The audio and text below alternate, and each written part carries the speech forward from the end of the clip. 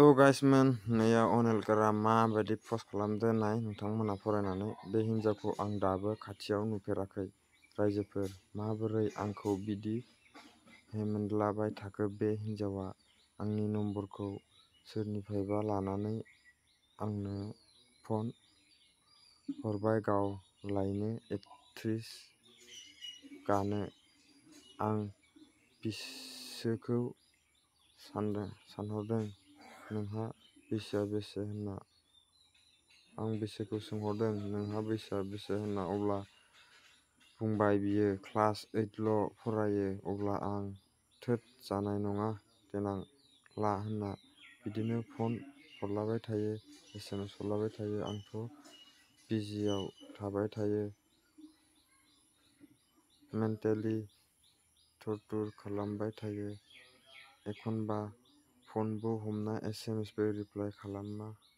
आं SMS reply आरो phone हमाबा दायना दानिया बुंनोसै आरो जोंना बर'फ्रा बिदिसो एसे नाम जाबाथाय लेबेल देखायो। बिदि हगारलाबाय थानायनि सानसेखालि सोंहरदों दे दानि कल रेकर्डआव होननाय बायदि सोदोबखौ।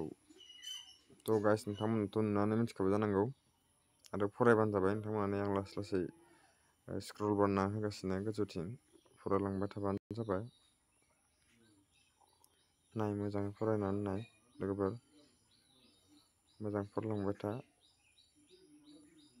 मानो होनबा बिथाङा नुफेराखैनो जाहैदों मानसिखौ।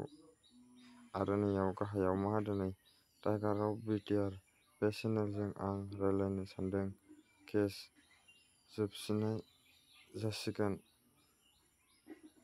जोबसिननाय जासिगोन गाबोन। गाबोन प्रेस मिट लानाय जागोन। जाय फेसबुक पेजआव हगारदों बियो मोजां साननानै नाय। मान होनाय 107 धारायाव केस होनो मोनबानो जाबायलै रायजोफोर। समखौ नेथ'नि र'।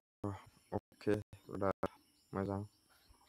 आरो ब्रादार नोंथांनिबो एसे भुल जादों। नोंथाङा मानो होनबा मिथिनांगौमोन बेबायदि गाज्रि खोथा रायलायनाङामोन। मानो होनबा नोंथांनि खुगानिफ्राय गाज्रि रावखौ खोनाथारनाय बायदि जादों आरोना। मोजां गाज्रि सोंनाय बेफोरखौ जों खोनानो मोनदों। बेनि थाखायनो जों भिडिअखौ बानायनाय जादों आरोना। गाइस बेखिनियानो। मोजां फरायनानै नाय।